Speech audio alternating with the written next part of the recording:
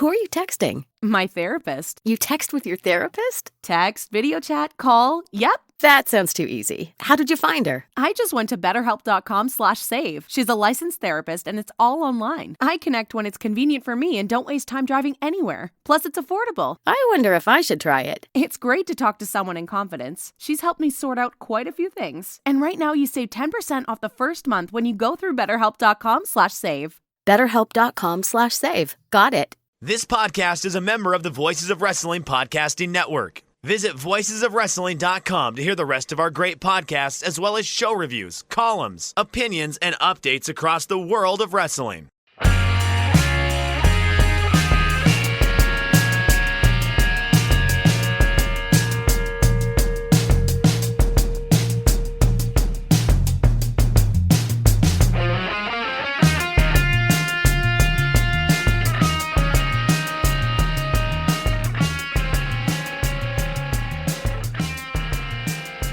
All right, Hawkins, I want you to sing it this time with feeling.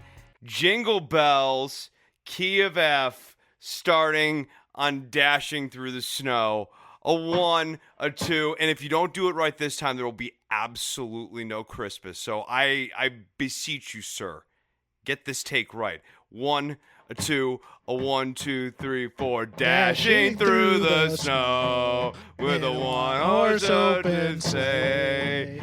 Over the hills we go, roll, laughing all the way. Ha, ha, ha, ha. Bells on bobtails ring, making spirits bright. Something,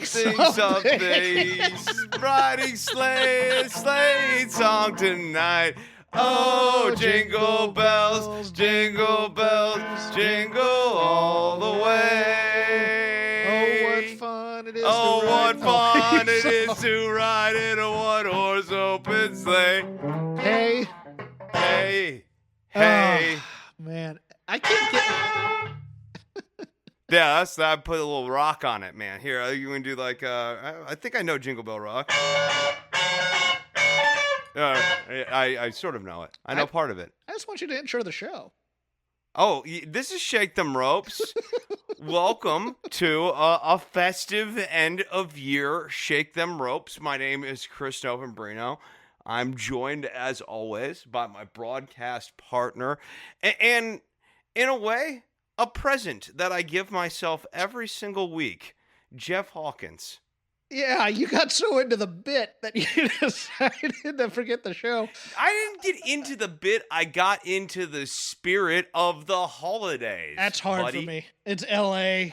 It's still about 50 degrees here. Are you a Christmas movie guy? Like, do you sit down and just watch Christmas movies to help you get in the spirit? Because I remember having more time to do that when I was, like, younger, and now I don't have that time. And I've turned around, and it's like a week till, and it's like, man, I haven't watched Christmas Vacation or Scrooged or A Muppet Christmas Carol, which is the best Christmas Carol out there. I'll tell you, man, I'm actually like not a big holidays guy. I don't get up for any of the holidays. It's not like I won't go to your 4th of July barbecue or anything like that. But like I just these things don't. Is it because you hate children? I hate fun. It's bigger than children. Hold on, wait. You're taking my bit now? What are you? Yeah, when you say it's about just hatred of children, I think you're reducing down my position and simplifying in a way that's uncharitable to me. I'm against broader joy, mirth. The Grinch, obviously a childhood hero of mine. I was just boiling it down to be like a au jus of hate or something. Yeah, I mean, these are the sorts of things that get me through this time of year. All right, up top, some house cleaning, whatnot. Next week, actually, our year-end show. We're gonna have categories. Your best wrestler, favorite match, favorite this or whatever. But I want to crowdsource some of you to give us some off-the-grid type categories as they relate to wrestling, please. Not necessarily anything else. But if you wanted to throw something in there, that's cool too. Just my DMs are open at CrapGame13 on the old Twitterverse. Also, Sunday night, After TLC, your boy Jeff will be over at Fightful with Sean Ross Sapp doing the post game.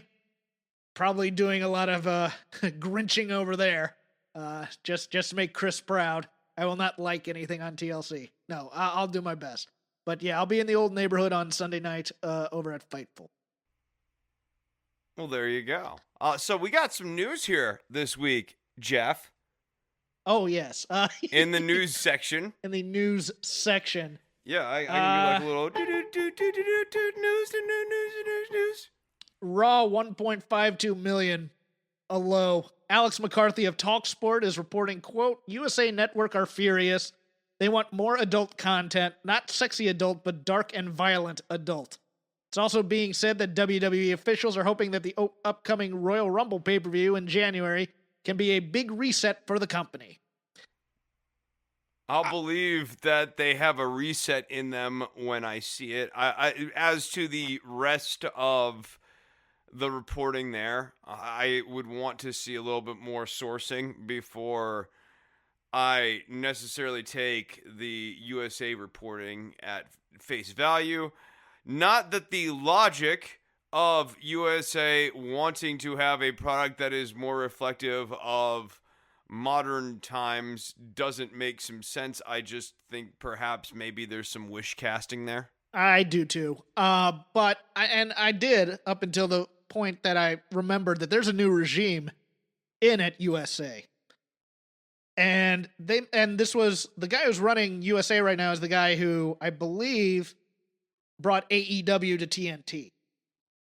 So keeping that in mind, I just don't think Vince has it in him to do a gritty style of wrestling. That's never been his thing. When I was a kid in the 80s, you know, he ran out the gritty wrestling with his over the top, you know, kind of circus act where, you know, you could see the giants and the strongmen and the larger than life guys, and it was all bright colors and brightly lit arenas. He doesn't know how to do Lucha Underground. Like to that article of, you know, to the setup of this whole segment's point. I think that a show like Lucha Underground and that format, that style of gritty, probably can and would do better numbers. I've always been intrigued by like what would have happened if Lucha Underground had been, you know, on like a bigger network, getting like real airtime and real exposure. But I get that logic. Vince doesn't have that in him, so he's I never don't liked that stuff. He always called it wrestling. No, he doesn't. His whole thing, his whole product is built around. This is just a weird. I guess it's a weird association, but let me see if this sticks with you. I think about McMahon's product as being very brightly lit. Yes. Like that is a very essential component to Vince McMahon's style of wrestling. That's why I said it was brightly lit. No, but to the other point. But then I said it. You know what I'm saying? Like, if you think about it like that, you can see why I needed to get it in. Yeah, yeah. I'll let you get it in. Yeah. But he also didn't take the lessons from the Attitude Era that you'd think he might.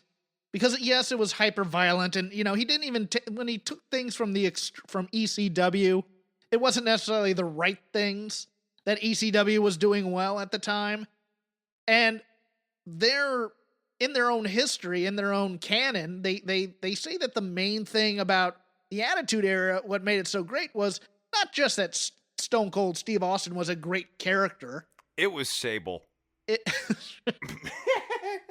It was, you know, the Mr. McMahon character, and who doesn't want to fight against their boss and all. No, it was just, look, you had goofy stuff. I'm only half joking about the Sable thing. I know. In the sense that Vince was trying very hard to make Sable work for a very long time. Playing up the sex. Yeah. Yeah. And that, you know, it wasn't necessarily great, you know, great presentation of quote unquote wrestling per se. Well, you know, you had the car crash era, as people like to say with Russo.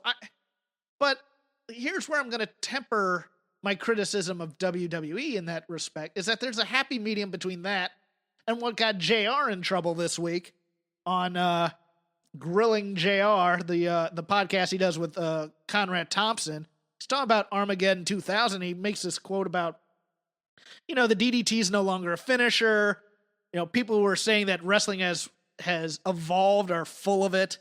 And, and there's just too many dives and too many flips, and they don't mean anything, especially if everybody's doing them in every match and you just have a bunch of guys standing there waiting to catch their friend and it doesn't do damage or finish anything. I think there's a happy medium in there, and I don't think anybody's really found it just yet.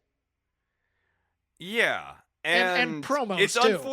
It's unfortunate that JR put this thought out there in this way and that it's coming from him, because I do think that there is a valid critique in specific of the pot of people spot not being very effective or even very meaningful. And it's not specific to any one company. WWE does it. You see it in AEW. It's really becoming a hallmark of the indies. It's just very common. A big pile of baby faces and heels gather on the outside so that a couple of people on the inside of the ring, usually baby faces, can do a big death-defying leap to the outside. But that doesn't... I think JR is right in this sense. The problem I have with that spot is it is now being sandwiched in the middle of a match, and to the point where you can forget all about it. And there should be one of those a show, maybe, and it should always be consequential. Mm-hmm. Yeah, and there was another narrative going on early this week, and it's not one I particularly enjoy, but I'll go into it. AEW last week beat Raw in the demos this week. But on Wednesday, AEW 806,000 with a .32. They were third place for the night. NXT 766,000.19. So it was a bump and then kind of back to the mean. And there's about right now the top rated wrestling show on primetime is, well, I mean, not in the demo, but overall is SmackDown, which consequently is probably WWE's best show right now and has the most interesting people. Now they're doing a lot of things that are a little sketchy on that too now, but I don't appreciate you dogging my NXT UK, which is a sneaky good 1 hour of television. Yeah, I mean, there's plenty you can do. You don't need inconsequential television. You don't need the 3 hours. You can do good storytelling and promos in 1 hour or two if you wanted to. It's just, it's just how you do it. I see Vince taking that kind of criticism if this is real. I also have my doubts about, not about Alex McCarthy, but I have my doubts about it not being wish casting and doing the same thing that everybody said they did with Fox, where it's like, we can tailor this product to whatever you like. Yes, this is a more sports related product. And look, the guys at the Voices flagship are like, you really want to improve this product, get rid of characters like the Fiend and stuff like that. And it's not necessarily the character per se. It's the booking patterns, man. It's you could have any character, but if you don't have the right booking patterns, it doesn't matter. Wrestling from its very beginning has had crappy characters in some way or another. Be it Nazi sympathizers. Assassin 1. Yeah. Professional wrestlers. No name guys. Professional wrestlers who put on masks because if they took off their masks, bookers would never book them. Jimmy Boogie Woogie Man Valiant. I know I'm going to take heat from this from you, BOC, but I'm going to do it anyways. A horrible character.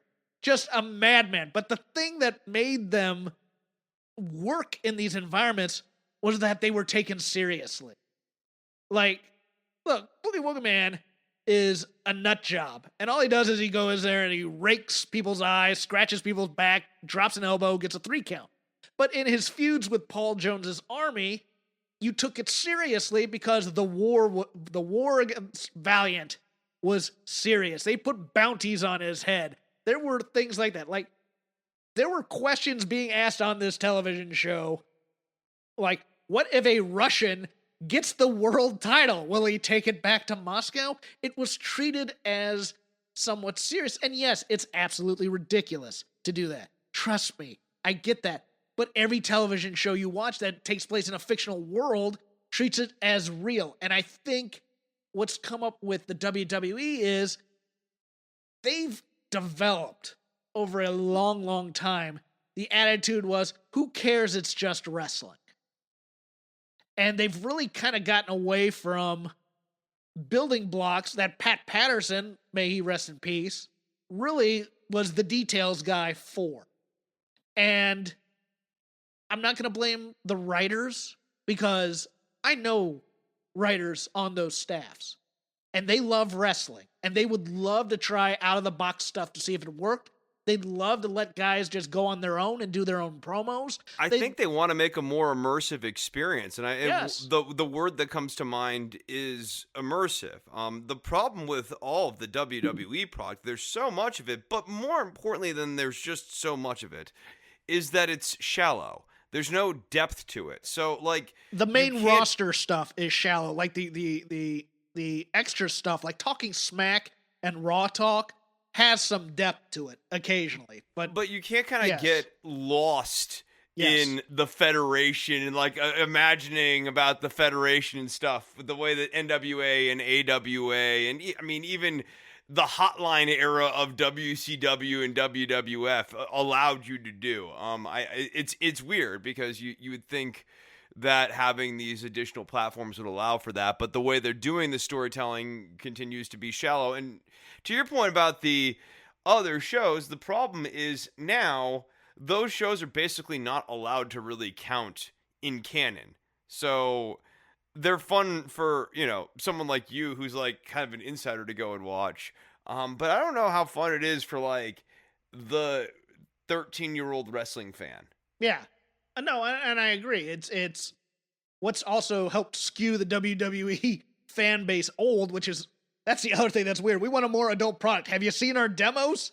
It's just nothing but people over the age of 50 That's watching. what I don't get. Yeah, like especially the real issues here seems to be in part knowing your audience. Like if you are making a wrestling product that is skewing older, make a more adult product. I just don't think Vince likes the idea that he's lost the kids. I think he is very much the Seymour Skinner meme of no, it's the kids who are wrong over there watching their AEW. Maybe you could get them back if you made a cool adult product, because it's sort of counterintuitive here, but kids like to watch the adult thing they're not supposed to be watching. Yes. So you could sort of, yes, Orange Cassidy is cool to them right now, but you could make something adult that like would maybe make Orange Cassidy's character uncool to them at this, like in a couple of years. I don't need as they them age out of it. I don't need them blading on every show. I just need certain logical plot holes to be filled. Like, why doesn't Kevin Owens have anybody helping him in this 2-on-1 beatdown? Does he not have friends? Or where is Daniel Bryan? Yeah, those types of just little things.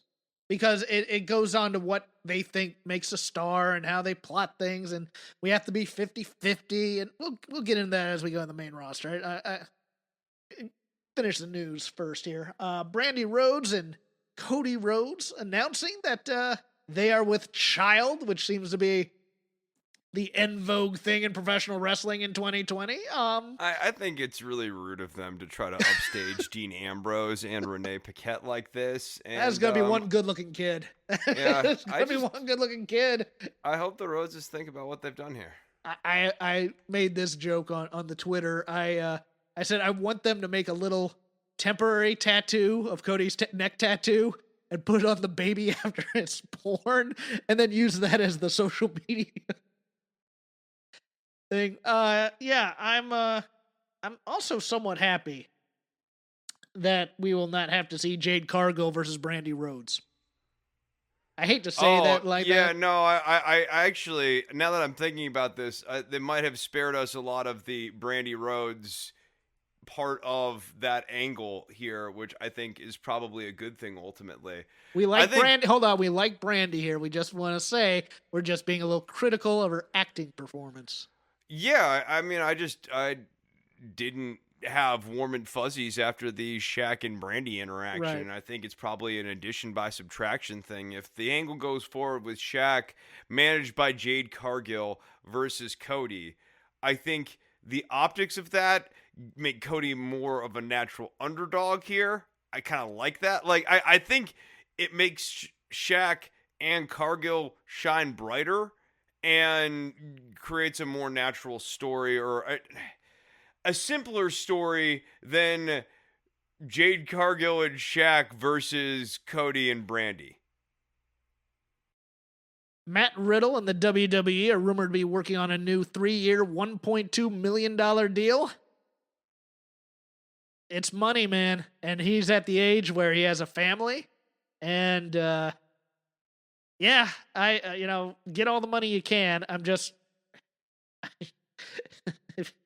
there's always that thing where as the artist, you want to go, man, you want them to be great and you want them to succeed. And then you go, yeah, but they're going to get their money. I guess they can go with the bad donut jokes and stuff for 4 more years or that, or 3 years in this case. Yeah, and I think Matt Riddle has had a bumpy couple of years here, and WWE has been willing to play ball with him. So, yeah, those of us who watched him on the indies wanted something else. And again, we told you about this. The moment that he becomes funny, he's dead. And once Vince launched into him as this stoner Spicoli. guy. We knew Spicoli. We knew it was coming. We knew it was coming. But hey, you know what? If he's happy, and it started with the feet thing. There have been weed jokes, but where it was really over for Riddle was when Vince found out the guy doesn't wear shoes going down to the ring because he thinks that's weird, and then he made Riddle do a couple of weeks of promos. The first week was kind of interesting and inspirational, and then they were already making fun of his feet. Like, they don't take this guy seriously. No, and I think that's all we want out of anything, and it'll be throughout our TLC preview as well. Just take things seriously. I want him managed by Rambling Rabbit, but that's me. I'm a different. I think about this a little bit differently than you. Bill Pritchard of WrestleZone reports Penta L0M and Rey Fenix signed new contracts with All Elite Wrestling earlier this year, keeping them in AEW until 2021. I think that's good for the tag team division there. Oh yeah, absolutely. Depending on they keep them as a tag team. Yeah, you've got 2 guys you can make as single stars. You could do any number of simple stories with Penta and Rey, and yeah, I'm a fan. Cameron Grimes had undisclosed surgery. Well, he had surgery on an undisclosed part of his body, Jeff. Get your grammar straight. No word on when he'll be back, but it's been said he'll be back sooner than later. Are we speculating on what the injury is here? I am not. I'm just reporting that. Okay. We can move on. There's nothing there. Kenny Omega and the Good Brothers versus Rich Swann and the Motor City Machine Guns will get this right, Jeff. They will headline Impact's January pay-per-view. I keep calling them TNA. Impact was back down to 177,000 viewers. I'm not opposed to AEW people headlining in other companies and having that working relationship. I wonder a little bit, but rising tide lifts all boats. That's what I'm thinking. Yeah, I certainly think it's worth testing that theory out. I guess my thought is, how high is the tide going to rise? Okay, well, that's the news. Let's get AEW out of the way. I thought this was a good show overall. Don Callis continues to be spectacular with Kenny Omega. Omega doing his own commentary, which Dave Meltzer reminds me is an old Don Morocco bit originally. I'm liking this duo more and more by the week. But I feel Callis is still the energy for me in it right now. Yeah, Callis is the engine that's making this thing go. I find Omega's current character to be too meta and too hammy for me to really enjoy. like, I wish there was no irony in this. Right. Is the best way I can put this. No, that's a good way to put it, I think. I loved the match with Janela, though. Janela has these, like, twice a year, just absolute freak show hardcore matches where he almost kills himself or who he's with. And, you know, I don't think he's ever going to be above where he is right now. But it's nice. But it's nice to have that in the gun, so to speak, where you pull this out every 6 months or so, where he just has one of these matches where he just does something insane. No, he's fun to, as you say, bring him out for a singles match here and there. I think that he is slotted correctly on the roster, especially the way AEW has top tier title, and that's Omega right now. And then you've got your North American program, and like, I don't necessarily see Janelle, or I'm sorry, not the North American, the TNT title program. I don't see him there. I think he's a good fit in the tag division. Keep doing the stuff with Sonny Kiss, and that's fine. Yeah, all the promos this week were good. The matches were good. The one thing I questioned, because I only have one note down here because I was enjoying the show too much. You're going to give a tag team a rapping gimmick? They can't be upstaged week 1, right? I just found that weird. No, I know, and like, yeah, Kazarian's a musician, but he's out of genre here. He's like the heavy metal guy. He shouldn't be upstaging you at the rap game. Calling them Men on a Mission week 1, I don't think... that's a week 3 or 4 type thing. But yeah. No, you want to get over the rapping first, and then you want to bury them in storyline, so to speak. Yeah, I think that like this week the Acclaimed should have come out and been like rapping on like a no-name team that they end up beating. Yeah. And I think we should have gotten that sort of gimmick. We should have gotten it over, set up the interaction with SCU. I wasn't crazy about that. I think SCU's still fun. Miro, man, I keep waiting for this thing to someday click for me. What was that shirt? Dude, like, he's a Christmas ornament. He's the polka dot man. I just, like, man, I was excited about him coming to AEW, and it has just been the strangest presentation of this guy. It's such a 180 from what I thought. I thought they're going to bring him in as this killer. You know, almost like what they had Jeff Cobb do when he came in. But no, we're gonna see the lighter side of Miro. All of a sudden, I'm just like, do I want to see the lighter side of Miro? You know, it's not that this guy's unfunny. It's just that, like, one, this is a weird thing for me to say because I almost never say this for anything. I think WWE did a better job with comedy with this guy than AEW has. Yes, because he played it straight. He wasn't playing it for laughs necessarily. He would say something, but he'd be so sincere about it would be funny. Yeah, like he was that intense. Even the Rusev Day stuff was like funnier on balance. Even when they start leaning into it. This one is just not clicking. It's unfortunate. I like the Varsity Blondes a lot, as we've already talked about them last week. I'm waiting for them to turn heel eventually. Big Swole and Serena Deeb. Big Swole. She's there. I like Serena Deeb a lot in this match. I like Serena Deeb a lot. I just don't have a lot to offer on Swole. She's fine. Yeah, I don't either. I liked the Thunder Rosa promo and beatdown. I thought that was good for their women's division. I think Thunder Rosa is just a positive all the way around. Oh, yeah, she's a star. I have been saying that a long time. She has a star look. She's got a star gimmick. I know what we gotta talk about. It's Hangman and the Beaver Boys,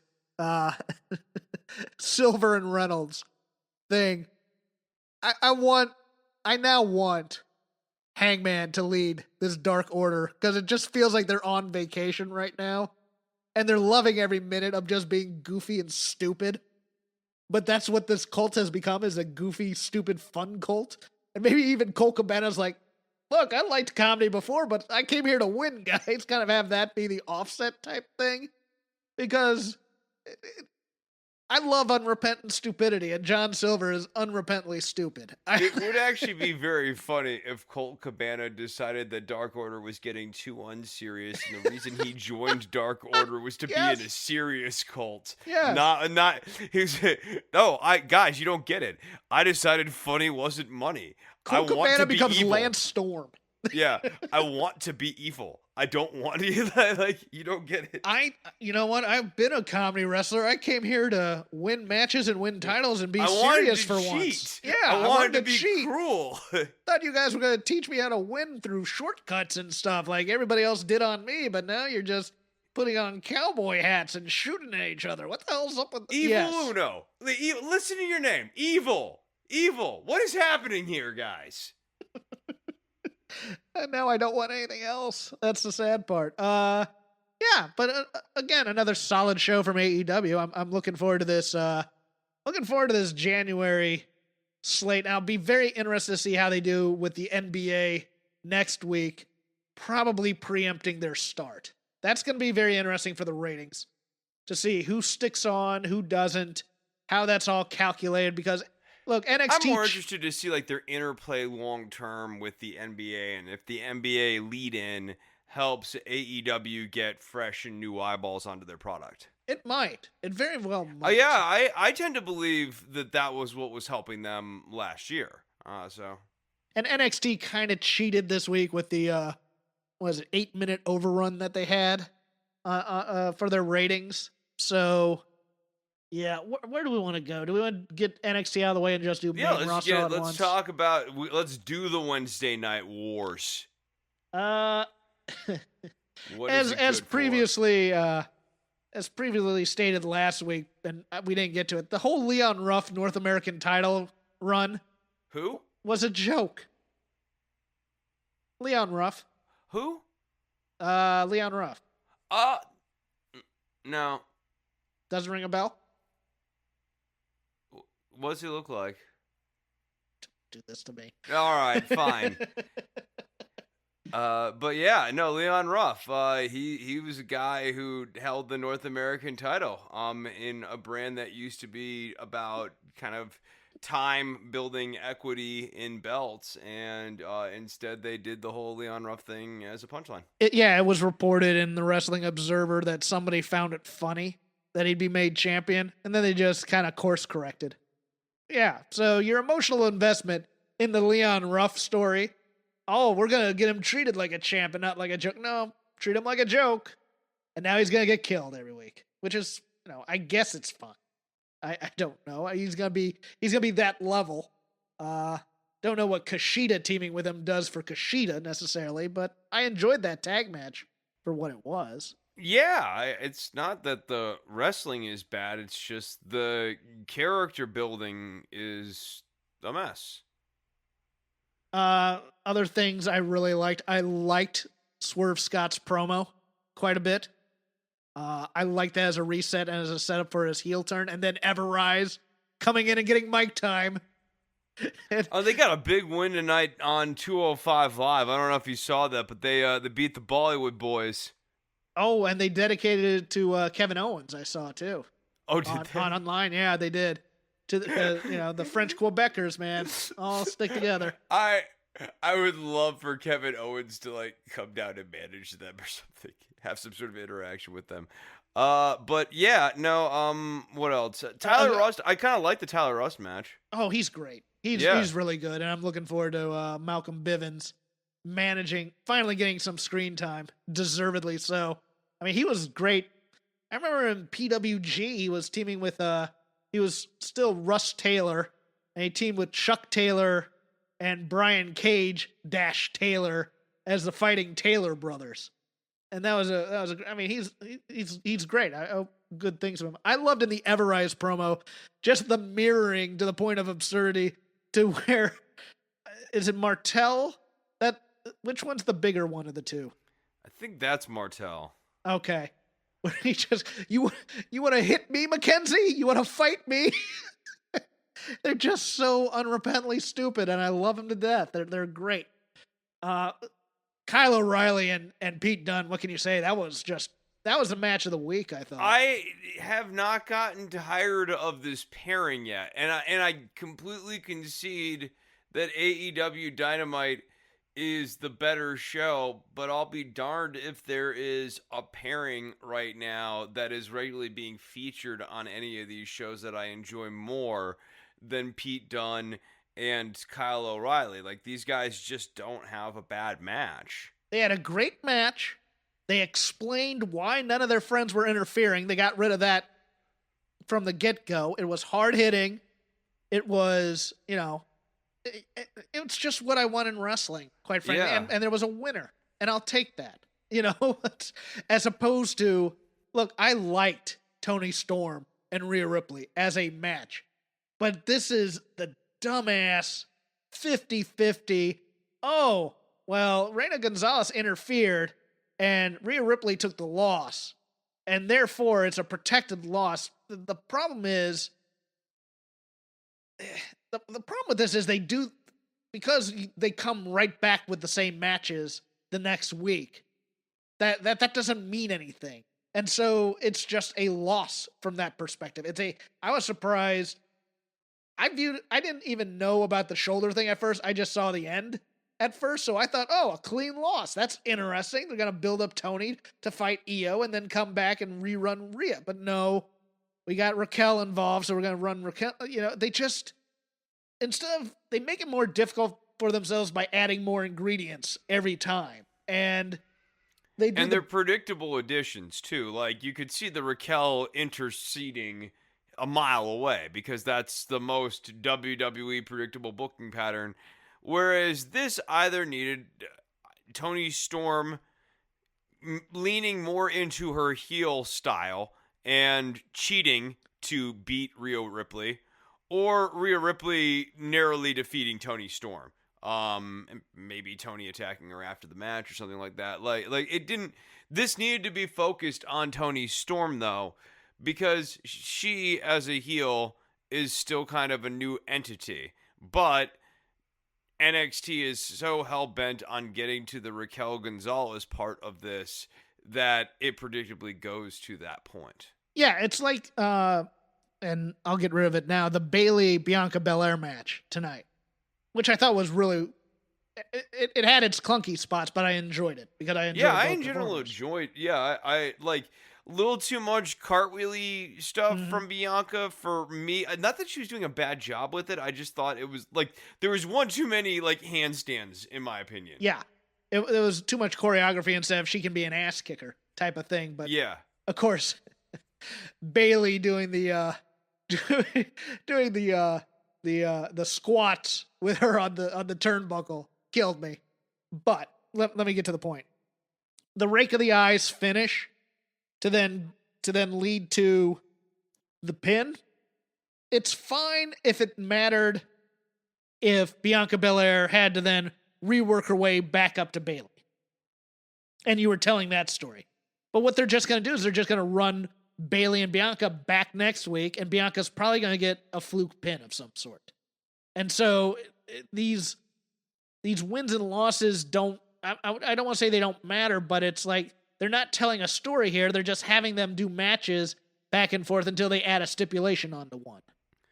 Yeah, the week-to-week match booking pattern does not matter, and I'll put it this way. It matters in the sense that obviously it sets up who's wrestling who.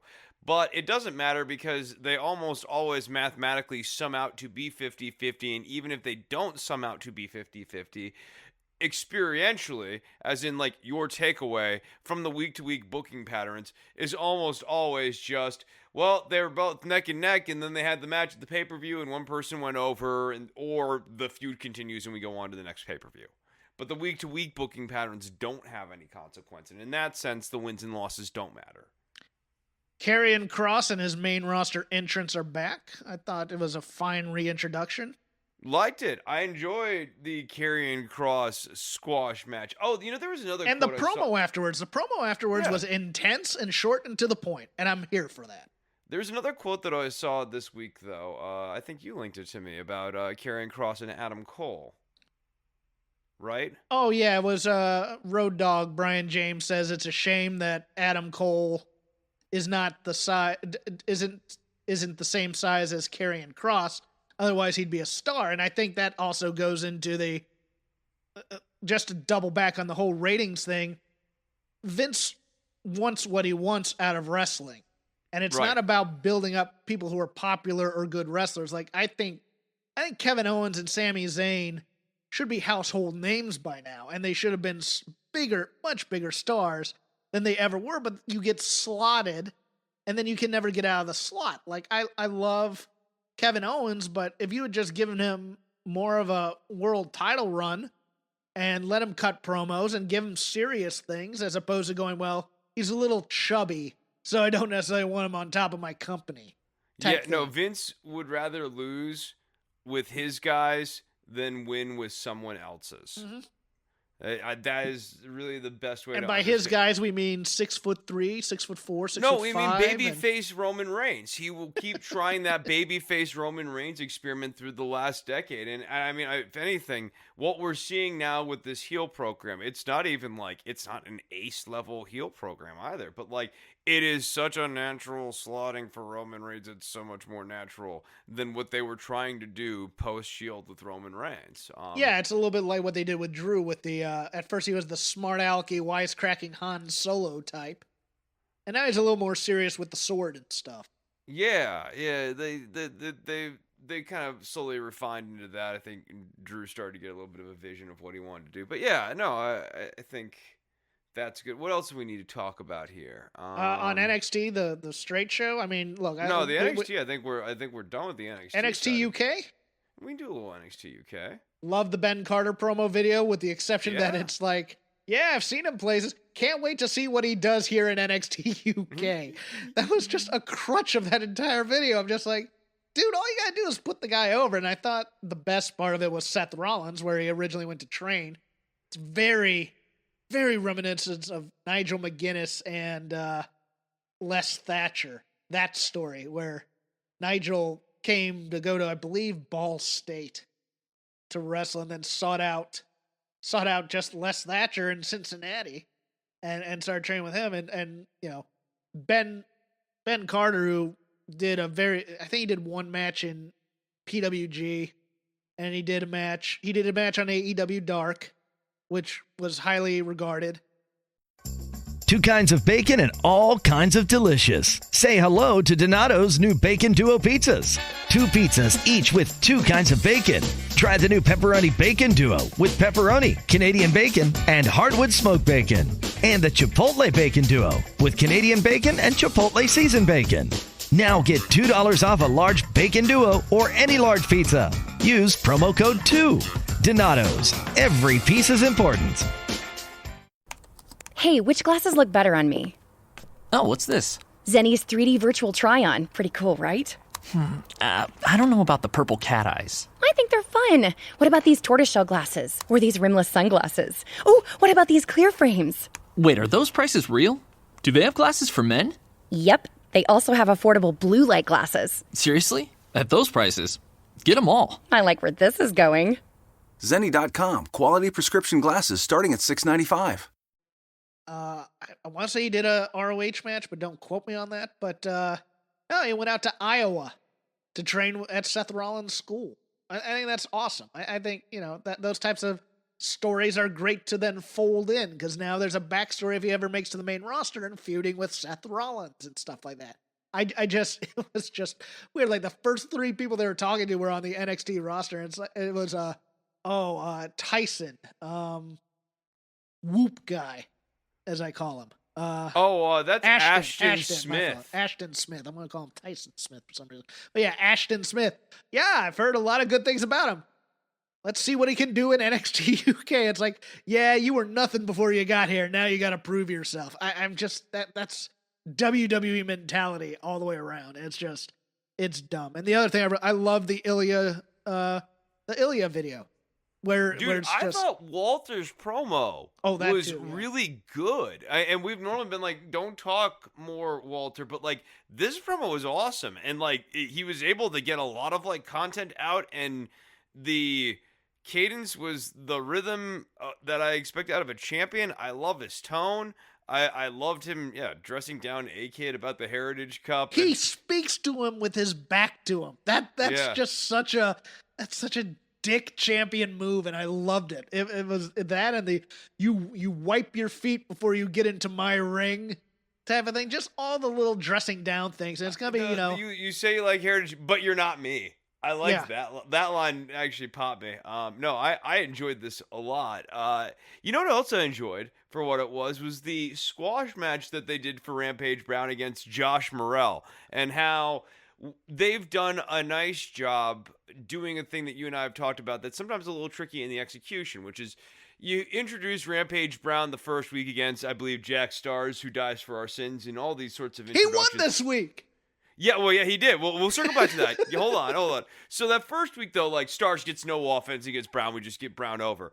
Morrell, I thought, did a perfect job slotted in the role of guy who gets a fair amount of offense, just enough to piss off Rampage Brown. Yeah. And, like, get under his skin so he gets that extra power bomb there. No, I really liked this squash match for Rampage Brown and Josh Morrell. It's sort of what they were doing with... who's the guy that just fell off the face of the earth after 2 weeks? The freaking freak who freaks a lot. Oh yeah. They call me a freak, and everyone makes fun of me. Yeah, him. Sullivan. That's kind of the build they were doing with him at first. But let me circle back, finish my Ilya points. I just love the sadness and the depression, the pathos combined with the steeled reserve and being a little bit angry underneath the tears. I thought Ilya was great in that promo, man. That's the best he's been to me in terms of me taking him seriously. Like when he was doing the giant killer stuff, I didn't, I thought, okay, he's doing these history. Now I watch him and go, okay, Ilya's going to kill some fool, and I'm here for it. I'm here for that. Yeah, the guy wants to be champion. Like now he had a taste of, like it was within range, and being that close to it is driving him. There's a lot of good stuff. I know it's an inconsequential show that many people do not believe exists, but there's a lot of good stuff buried in this hour of television. And there are people that are improving. Like Saxon Huxley, I used to bury. No, but he's not bad now. He is legitimately not bad now. He is a watchable entity. He's started to fill out a little bit on his frame, which makes him... his style. It's very Bruiser Brody, as my derivative nickname for him will no longer be in play here. But at the same time, and he was trained by Lance Storm, so he has good fundamentals, but I liked him in this match. No, but I like all the little taglines too, like there goes Saxon Huxley, don't mess with him. Like I like all that stuff's kind of clicking. He's starting to get what this character is about. Yeah, and he had the mix up of, he was kind of doing like the book thing, and he was the well-read savage and types of things like that, but now he's kind of bought into this giant character, and I'm digging it. Yeah, I there's a little like thus spoke Zarathustra guy coming down from the hills who's like angry and grumpy and fuming. And I like, to your point too about the giant thing though, I like that he bit off more than he could chew here because he thinks that he is just this world beater. Jack Stars got a win, and that's how you do a win for a guy like that. I love made it. Sense. No, and when you're talking about protected finishes, this is protected because I think what it got over for Saxon Huxley is that this is a guy who's got a huge chip on his shoulder, and he thinks that he is a world conqueror. That whole, there goes Saxon Huxley, don't you mess with him. He thinks that, like, at the end of his little run in wrestling here, he's going to be that guy. And so it makes sense that he would go, because you see the guy that Stars is tagging with, and you go, that guy would be a handful for Saxon Huxley. I don't get why. Like, it makes perfect sense, though, if you get where Saxon Huxley's coming from. I hope this starts a slow ascent for Jack Stars. Yeah, because he's been there for so long now, and it's like it's time. Let's watch him. Let's watch him start to develop the skills to win. Not the skills, but I mean on screen. He's putting it up, starting to put it all together. No, the win over Saxon Huxley would be good. Especially you start from the handicap match. He loses the first time, and then eventually he does beat Saxon Huxley. One-on-one, yeah. That would mean something. Chris, it's that time. Must go into it. The great tragedy and travesty of NXT UK. It took 5 men to beat the Hunt in a tag team match. It took all of Gallus. It took Mark Andrews and Flash Morgan Webster to beat the greatness. Whoa. I think you're leaving out Pretty Deadly, who are actually in cahoots here against the Hunt. How so? Oh, well, I mean, you think that the Pretty Deadly were maybe kind of running down there to mess around with Andrews and Morgan Webster, but what if I told you that they were trying to sabotage the Hunt and keeping them from becoming champions? They're scared. My God, they've been the politics of the office. 7 men. It takes 7 men to beat the Primate and the Wild Boar. How? 7 men to defeat 2 animals. Who should be the champion right now? Who should be your representatives of the United Kingdom? A tag team that when I think United Kingdom, I think of a Primate and a Wild Boar. Because that's what I think of the British people. Wild Boar Mike Hitchman is what I think of. And the Primate... Jay Melrose. Yeah, they've lost their names. They've become so beastly. Yeah, this is part of their ascent to the championship. That being said, though, I think that it is good for the longevity of the Dennis and Hunt act that they did not beat the Hunt clean. I think that tells you that the door is still open for them maybe eventually winning the championships here. I am fine with the occasional babyface screw job, too. I am too, and I also am fine with the idea that all these teams in the tag division really hate each other. The occasional babyface screw job. Not necessarily the Street Profits screwing Rude and Ziggler by grabbing the tights, although I get it that it was revenge, but... This is that weird WWE logic where it's okay for the babyface to cheat if they are mirroring a cheating move that a heel has just immediately done. It's like a one-time pass that you have only for the next move. But if you try to pin me by rolling up my tights and I'm the babyface, I'm allowed in WWE logic to roll you up using the tights. And then afterwards, it's an obligation that I have to point to my head. And I have to look at you and go, brain, I used it. You thought it, but I had brain. Yeah, it's look, the Shades of Grey baby face has outsmarted him. I don't know if it's as prevalent as I think it is in African American baby faces, but I think it is. I don't know that for a fact. Someone can correct me on that if I'm wrong. That was also part of it, I think. Yeah, so I guess we have made our way to the main roster. God help us all. Chris, what is the sense if Ricochet has to beat every individual member of Retribution to get to Ali, and then each person beats Ricochet on the way there? Yeah, I'd like to see Ricochet try. He can't get past the man mountain that is Slapjack. What up, Jackalopes? This week he lost to Dio, right? He lost to Mace. Mace, who used to be known as Dio Man. And they actually introduced that as a concept in the kayfabe world, too. Where, at one point, Ali gets asked about why Mace is doing what he's doing, and he's like, don't you know? You should know, Joe. You're sitting in his seat. So that's now part of the character. I don't know if I like that.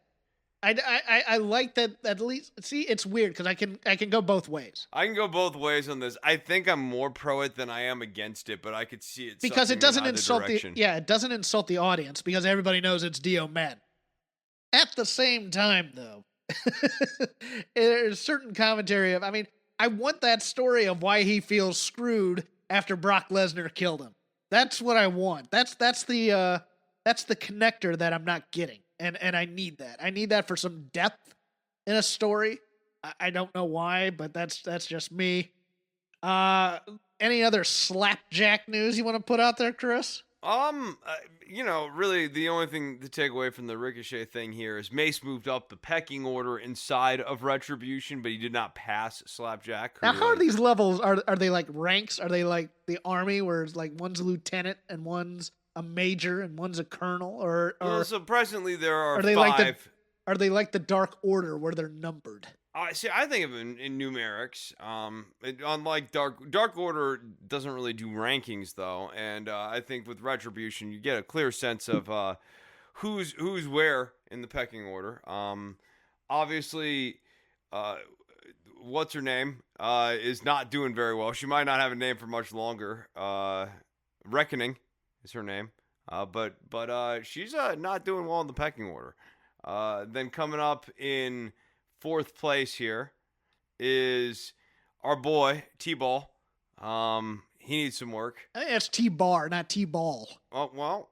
T-Ball is something children play through the YMCA.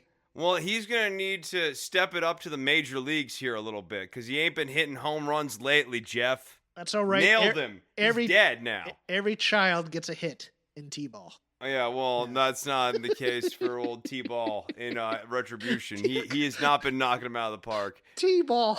I can't think of anything else. Yeah, and then he just comes out with children and like puts balls on little stands. He's already wearing a catcher's mask. He's halfway home. T-Ball versus T-Bar. He's T-Ball. What is a T-Bar? I don't know what a T-Bar is. He's T-Ball. He's in fourth place. And then in third place now, solid third though, is Mace with this win over Ricochet. Second place, not doing a lot of wrestling these days. He's a nominal leader. They call him the leader, Ali. And then of course the real leader, Jackalopes, know what's up. Oh, it's our man Slapjack. You're turning him into a bootleg Shotzi Blackheart. Shotzi Blackheart is a bootleg Slapjack. Oh wow! I'll get that message. Where do you think she got the damn tank idea from? Slapjack? Slapjack. Please explain. He had it. She took it. Just gonna no-sell my the old door for you. That story had a beginning, a middle, and an end. That story, yes. He had it, she took it at the end. That's better storytelling than anything on the main roster. This is just amazing. It's called The Hero's Journey. Joseph Campbell. I read books. I've used the Joseph Campbell and The Hero's Journey on this show. How dare you throw that in my face, sir? How dare you? The only other angle that won't tie into any of our TLC matches that I had a note on. What the hell are they doing to Big E? Is this cooling him down before he actually wins the Rumble, hopefully? Or, because this whole thing with, God knows they love their stupid comedy. Yeah, I feel that's like not funny. Now Zayn is getting out of this somehow, so this really is just kind of a smoke screen until we get to the Royal Rumble and he maybe gets heated up. I don't know. There. I don't know if they heat him up or they just lost faith in him. That's what I can never tell because he's stuck in this. Look, and Sammy is. Nobody can take him seriously as Intercontinental Champion, which makes me sad because he's the type of guy that should have the Intercontinental Champion because he has great matches. He is the perfect Intercontinental Champion type of guy. And Zayn, when he's getting a chance to wrestle, is wrestling the quintessential shit heel. You gotta chase after him. He uses every rule in the book to hang on to that mid-card title. You have to beat the champion to get the title. That's He's a little worm. You gotta throw into the ring. Steve Regal, back when he was Steve Regal in WCW, was really good at this as the television champion. Not to be confused with Mr. Electricity, Steve Regal. Not to be confused with Jimmy Garvin's old partner. But please continue. Yeah, there are a number of good mid-card heel templates for Zayn to be kind of running off of. He knows all of them. There's nothing I can tell him. He knows all these things. They just need to book him like that. Hopefully hopefully there will be some faith in him as that kind of worm Intercontinental Champion, and he'll get out of this Big E feud, and that'll kind of set him in motion through WrestleMania here. But yeah. Oh, I forgot one other addendum. Billie Kay is fantastic. I don't care what anybody says. She's fantastic. I think she's really funny. She kills me. Yeah, no, she's very funny. Randy Orton. No. We'll get to that. Okay, well, it's in the TLC stuff. Well, I wanted to just real quickly talk about the kayfabe conceit of Orton thinking that Bray Wyatt and the Fiend are two different human beings. We can do that on during the Firefly Inferno. Okay. Yeah, that was the plan. 6 matches, TLC. Our predictions are not to be used for gambling purposes, but if you do, I want 10%. And we want you to use my bookie. Oh yeah, well, I think they have odds up. They used to not, or I think they may have taken them down. But I'll check. Vamp for a second. Okay, well, so guys, I recently put new pickups into my Gibson SG here. So I've got a P90 in the neck position here. So that's something about wrestling. Okay. What? Oh, you want me to vamp about wrestling? I've been working since Eddie Van Halen passed here to like kind of get some of those licks down. So like there's a lot of little like symmetrical licks. Like a lot of little chromatic runs like that, Jeff. These are important things. You got to keep the licks alive. Okay, I don't see. Yeah, they've taken WWE off the board at my bookie. Oh, but there are plenty of other places to do it, I think. Yeah, I can't find a link. Yeah. Yeah, exactly. Because I duffed it, but then I duffed the lick, so I like duffed it twice. Missed it again. 6 matches so far announced. I assume there will be others that will be put in there, or at least one for a pre-show of some kind.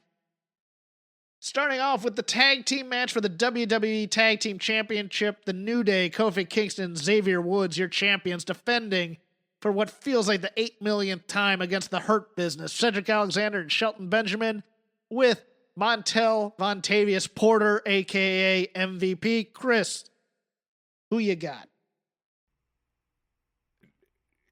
Angel Garza and Andrade Cien Almas. At least that feud's not happening anymore. That's true. Yeah, that was the other one that went on for the entirety of our lives through this year. I'm gonna say that the New Day retain. I think they have to put the belts on the Hurt Business because then you start to go into the story once they lose them that Cedric can then want Shelton out of the. Yeah. So Cedric, I got you. So like Cedric here, I'll go further then. Cedric gets the pinfall here and thinks that he's the hot dog in the tag team, and eventually they lose, and Shelton takes the loss. And Sheldon is the guy who Shelton kind of keeps the belts on them for most of the run, though. Okay. Yeah, I'll take that, too. But then he becomes Larry Zbyszko at the end of War Games 92. He's the guy everybody blames for losing. He's the fall guy. Yeah, he's the fall guy, which is unfortunate because this stable has legs, I think. I think they have legs as a horseman-type stable. That's how good they are. I just don't think they've really done anything to earn the Cedric turning against the faction part of this story. Yeah, it's a little soon, in my opinion, and it was when they did it. They started doing it 3-4 weeks ago, and even then I thought, no, let's not do that now. They just started having him be a dick. They didn't really explain why. Yeah, that's true. Sasha Banks, SmackDown Women's Championship, defending against Carmella. Number one, Sasha Banks was fantastic in The Mandalorian this week. If she jumps for Hollywood, she probably has a future, I think. I don't know about straight acting, but she was quite entertaining here. Carmella, for me, her best look since coming back, personally. I think this is a more natural look for her than the other one. And also, just, for me, I thought this was probably the best promo of Carmella's career. Yeah, no, she's been doing a number of very good promos, and yeah, I thought this was yet another good promo. Her delivery is good. She's carrying herself like a champion. I think that she's underappreciated as a talker. Yeah, I would agree. I think she has a little bit. Her and Sasha have very similar cadences in terms of, and how will I put this? Oh no, you didn't. That kind of vibe to them. In terms of, they're always on about the attitude as opposed to building up the attitude. And it's hampered this babyface run for Sasha because she's been a terrible babyface. I hate to say that because I love her to death. There's nothing to latch on to about this babyface character. She's only presented as she's the champion, she's the good guy. Yeah, she never changed after the Bayley split up because Bayley was exactly correct in all of Sasha's motives. And then she just continued to act, and I think the proper word here is petulant. She's always kind of been she has that petulant streak in her where you just can't like her, even though you do like her as a performer. You don't like her as a character because she's so petulant all the time, as opposed to being grateful for it, There's just been nothing endearing about this particular character right now in 2020. And it is important when you're flipping from face to heel to face, and this is one of the reasons why it's good to not change from face to heel so much. It's important to reestablish why people like you. It's fairly easy to establish why people hate you, and you can usually do it by discrete events. But establishing why people like you generally requires more than just discrete events. It involves characterization. I agree. Does Carmella beat Sasha Banks? I thought so before tonight. But now I don't think she does. I don't think there's any way in hell. Unless they really want to shake things up. And they really want to go into the Sasha has doubts and they're going to have it be Carmella that does it. Or unless Bayley screws Sasha in some way. And then Carmella wins the title somehow. I don't see it. I don't see any of the major singles championships changing. But we'll see as we go along. Up next, once again, in a feat of absolutely worthless storytelling, Nia Jax and Shayna Baszler, your WWE Women's Tag Team Champions, will take on Asuka and to be determined because Lana, the person we were building up and the person we gave the quote-unquote big Survivor Series moment to, knocked out of the match on Raw, which was hilarious in its own right. After she gets the big pin, her great reward is, again, just being an afterthought, which ruins the entire investment anybody may have had in this 2 to 3 month storyline. I don't understand it. Chris, who is your TBD and who is the tag team champions after this? I think Nia and Shayna have to retain now that it doesn't matter who Asuka's partner is. My TBD is either Mandy Rose or Dana Brooke. And I don't think that the hodgepodge team of Asuka and whoever from those two are picked is the answer. I'm going to go the other way. I think there's going to be a title change here. And I think one of two things happens. I think it's either a swerve and Dana Brooke does end up being the partner and somehow gets the victory here. Or it's a major return / debut. It's either Charlotte Flair or Rhea Ripley. I could see both. I could see that match on NXT being the write-off for Rhea Ripley. I have my doubts because of how commentary handled it. But I could see it being Charlotte Flair, and then they become the uneasy tag partners because Charlotte wants the Raw Women's title. And I think that might happen. I don't know, but I just have a feeling that coming out of this, I don't see Nia and Shayna necessarily retaining. But I like your way too. I think it's a way to keep the belts on them it's kind of an explainable story, and you can beat Mandy Rose or Dana Brooke here. So either way, I'm going to say new champs. You're going to say champs retain.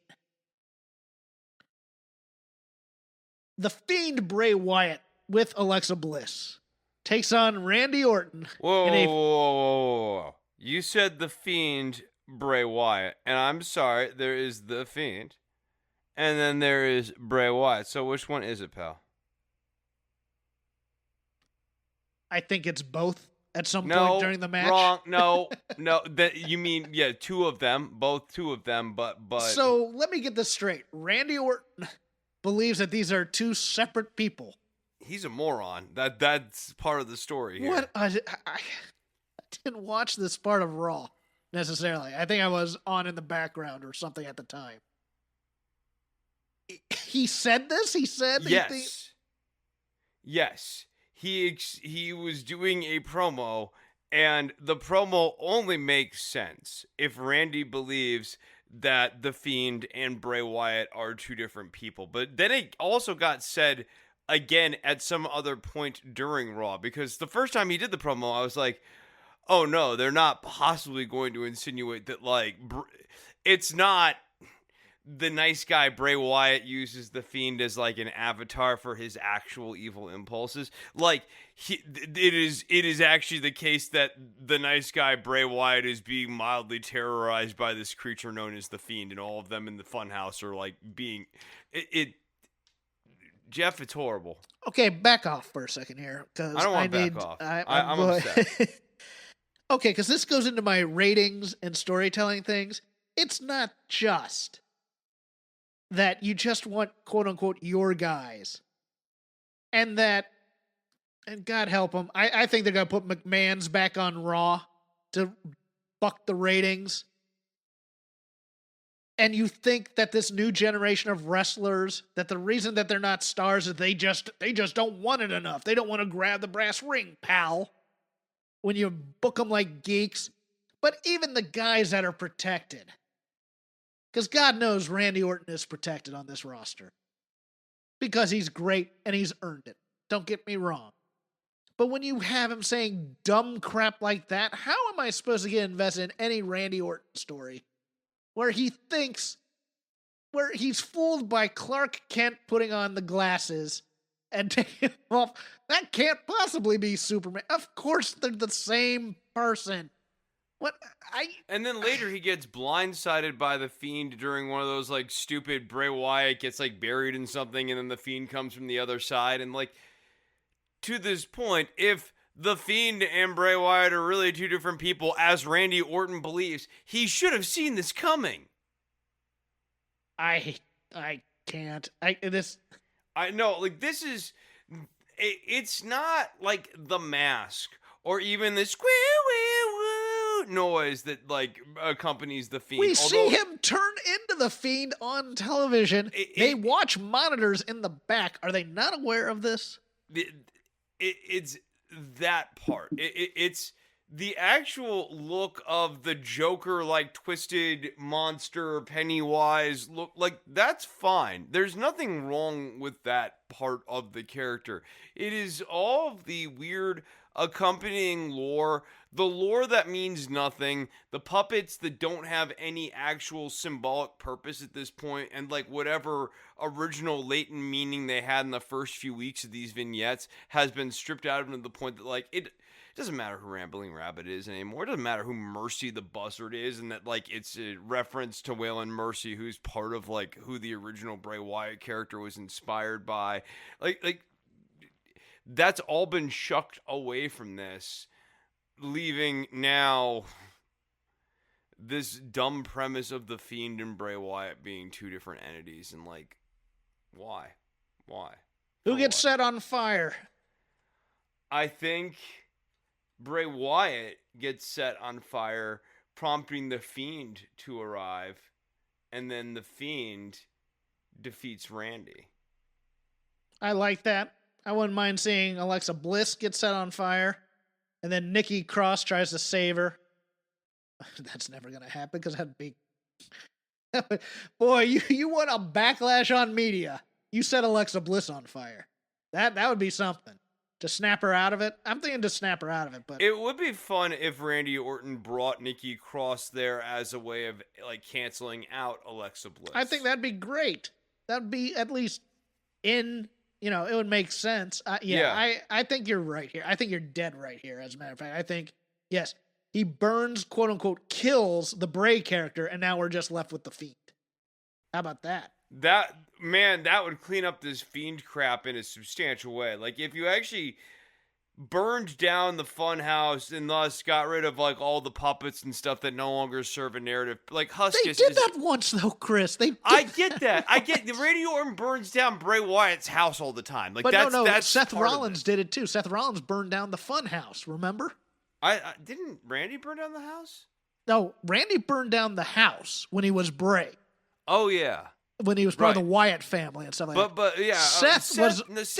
yeah. He smashed the house. He didn't burn it down. Okay. Yeah, that was just structural damage. Bray brought in. He brought in. He had wacky insurance. He had Allstate. Yeah, he had a wacky, in, zany architect who came in and fixed that stuff. I'm talking about like a structural fire that burns this puppy to the ground. Oh, what a wacky Adam Pearce is going to be your wacky zany architect. Yeah, that'd be great. Yeah. Well, Seth Rollins actually came in and did the contracting service on that. He is the architect. For the Universal Championship tables, ladders, and chairs match, Roman Reigns with Paul Heyman against Kevin Owens.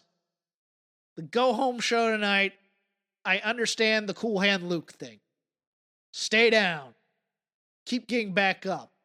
But there's that, and then there's not realizing that he has two guys and you have one. And you don't have any friends. And you keep coming out. There's a difference between Rudy trying out for the Notre Dame football team and Rudy then deciding he was so strong he could try and tackle a moving bus. Okay, there's another problem I have with this, Jeff, which is that last week we introduced the beginning of a knee injury angle, and that was entirely dropped this week. It's as though they completely forgot about the fact that, like, they set up this whole Kevin Owens weakened up his knee part of the angle. And so what should have happened in this episode, yes, Jey Uso's been beaten up quite a lot, but Owens needs to take out Jey Uso. He absolutely 100% needs to eliminate Jey Uso from the equation going into Sunday, or so he thinks, and then Uso resurfaces on Sunday and screws him over. But he needs to realize, to Jeff's point, that it's currently 2-on-1, and that he's banged up, he's got a bad knee from last week, and the only chance he's going to have on Sunday is by pulling out every trick in the book, up to and including being a little bit ruthless. And we need to see that, like, Owens is going to compensate for wear and tear on his body with a renewed sense of ruthlessness that will come up a little bit short, but give him a credible out. The typical WWE booking is that the guy who's on top at the end of the go-home show is the person who loses on the pay-per-view. That's not going to happen here. It's going to be Roman Reigns is going to win. But we're going to continue this story of Kevin Owens valiantly fighting off Jey, and then valiantly fighting off Heyman, and valiantly fighting off Roman, and he's going to go to the top of the ladder, and Jimmy Uso's going to push him off. Right? I mean, unless Jimmy saves him, and I don't think that's going to happen. Jimmy hands him the title. Who, Kevin Owens or Roman Reigns? Okay. You know what'd be awesome is if Jimmy just goes and gets the title for Roman. If you're gonna go all into this idea that Roman's pulling all the strings on his family, I think you do have to go all in. Roman's just constantly raising stakes. I think it'd actually be fun if you could get Rock to come in and do a spot, have Rock run interference for Roman one more time. If Jimmy's ready to come back, I think, oh man, they are gonna try and pull a swerve here, aren't they? They're gonna say, oh, whose side is Jimmy on? When we all know he's gonna turn heel, right? Jimmy versus Jey, the match you always wanted. And brother feuds never work. See, nope. Jeff and Matt Hardy. No, yeah, never works. Yeah, and Kane and the Undertaker. No. Classic. And finally, for your WWE Championship, another tables, ladders, and chairs match. Drew McIntyre taking on AJ Styles with Omos. You should call him Almost. Yeah, Well, Miz is gonna get involved in this crap somehow, and so I don't think it's really gonna be like AJ Styles versus Drew McIntyre. yes, let me call my shot that I Yeah. called earlier this week. Miz and Morrison are going to be out there to help AJ Styles, and at some point, Miz is going to realize all I have to do is climb the ladder to get the suitcase, not briefcase, the title. Sorry. That's what will be hanging there, right? Because that's how It'd they be do funny this. if he gets the match or the rules of the match confused. And he goes up and tries to grab the briefcase. Yes, that he already has. Yes, thank you, Chris. No, but he is going to cash in, and it's going to become a three-way ladder match. And eventually, Drew McIntyre will overcome both guys, I think. I don't know, though, because in that rumor thing, WWE realizes they need to make changes. And I could see them making almost the world champion. No, God, no. I could see them He's making ready. Miz the champion because he can talk for a while and then having somebody kill him. Now, I tend to think that the WrestleMania match is going to be Drew and Sheamus.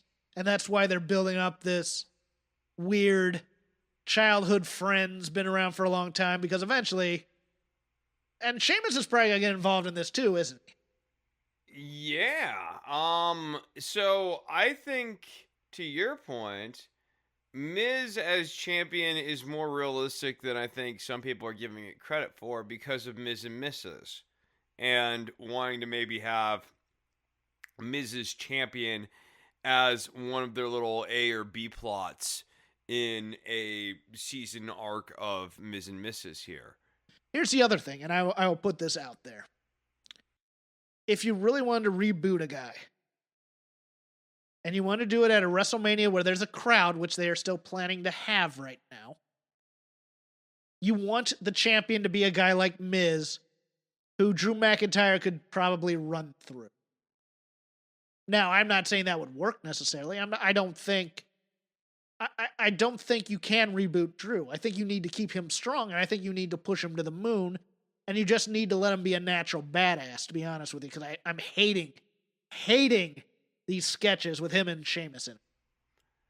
I just don't buy their friendship on screen. I get that they're actual off-screen friends, but it's just like the way they are scripting these guys. They don't act like friends. I don't want to be friends with them. Yeah. It's like two guys who hate each other who are pretending to be friends, which I don't think they wanted to come off. I think they wanted to come off as genuine. And Yeah, they like, want to come off as authentic right now. Like, I don't even think they necessarily want Sheamus to come off as veiled. I think they actually want him to kind of scan as authentic. Yeah, and it's just not working. But No. who do you have coming out as a champion at the end of this? I'm going to say, man, calling Miz seems so long shotty because it We're not predicates. putting money on this. It doesn't matter. You can call whoever you want. You can Yeah, call whatever. I'll Omos call if you Miz. want. I'm feeling frisky. Okay. Man. Again, there's no money on it. I just like being right. I am going to say, I think they've already taken off the title off of Drew at Hell in the Cell and Yeah, gave they it can't back do it to him. again. They can't Yeah. do it again. It has They to be can't. Drew. Yeah, Has to be it Drew. has to. So maybe there's got to be a title change somewhere in the night here. Tag titles, women. Yeah, maybe the women tag title, or maybe the men's tag title. Or they add a Big E versus Sami Zayn match, and Big E takes it. Yeah, I could see that, and I could see Big E take it, but I could also see the New Day guys losing it, and that's kind of like a little. Oh, we have mini that story. too. Yeah. Yeah, the mini storyline coming out of this is like. Yeah, so we have a title change on here. We both agreed that the Hurt Business were going to do that. Yeah, Okay. so. Cool. So once again, you can watch me on Fightful or listen to me the next day by podcast on Fightful after TLC. Hoping it'll be a very entertaining show. You can follow me at CrapGame13. You can follow Chris at Chris Novembrino. Make sure to get in the superlatives that may be off the beaten path for our best of 2020 show, if there is such a thing as anything being the best of 2020. Or you can follow the show at Shake Them Ropes. Forgot to add that tag in there. Chris, plug your podcast. Yeah. Starting at the beginning of the year here at DWATG on Twitter is the only place to follow me. So go ahead and follow at DWATG if you still want to follow me on Twitter. And don't worry about the government's the name of the show that I have over there. And don'tworry.tv is where you can go and see episodes of it. Or if you want to see episodes, that's at patreon.com/DWATG. But it's up on iTunes, it's on Stitcher. I'll have an episode out here soonish. It's the end of the year. I don't really want to write. Yeah, these things happen. Also, Rob McCarron will be taking over the Chris Novembrino account. Yeah, he will be. I'm excited about that. I am. All right, so have yourself a merry little Christmas. And if you don't celebrate Christmas, happy holidays. And happy holidays to everyone else.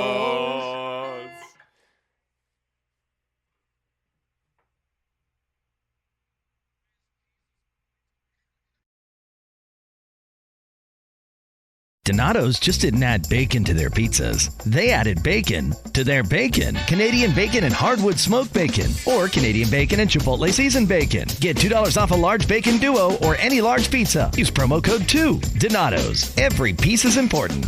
At Zenni, we believe everyone deserves access to high-quality, affordable eyewear. That's why we offer stylish prescription glasses for men, women, and kids starting at just $6.95. Our online factory direct model cuts out the middlemen, so you save. At Zenni, you get the same quality frame and lens options that you'd get from an optician for 1/10 of the price, including blue blockers, progressives, prescription sunglasses, and more. The best part? Try on any frame, anywhere with our 3D virtual try-on. Zenni.com. Eyewear for everyone.